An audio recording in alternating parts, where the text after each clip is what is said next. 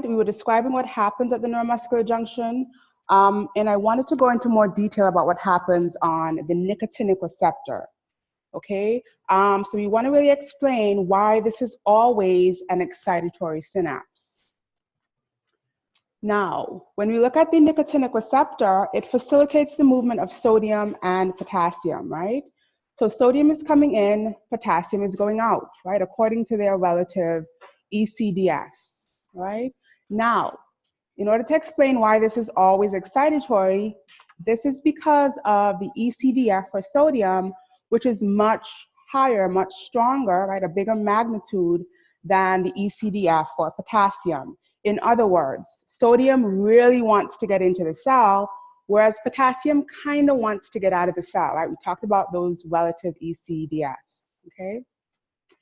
And so this ends up being an excitatory event because there's more sodium coming in that's rapidly depolarizing the membrane, much like an action potential, okay? That rush of sodium coming in versus that trickling of potassium moving out, okay?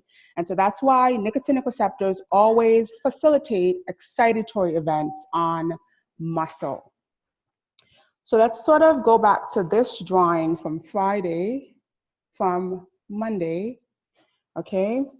And just remind ourselves of the events here, right? So we said the action potential moves down the axon terminal of the neuron, okay?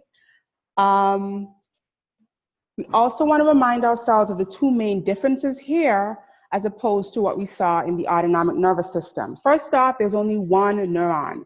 There is no preganglionic, postganglionic, there is no ganglia. We have one neuron, it's a motor neuron, okay?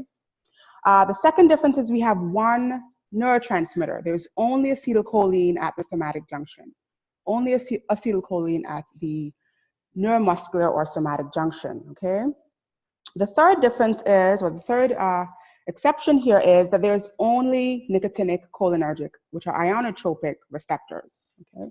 So only acetylcholine, only one neuron, only nicotinic receptors are found at the neuromuscular junction. And then, so this release of acetylcholine binds onto the receptor on the end plate, right? This is the highly folded membrane of the muscle. And that facilitates the bidirectional movement of sodium and potassium. And so this is always going to excite muscle. There is no inhibitory event on muscle. It's always excitatory,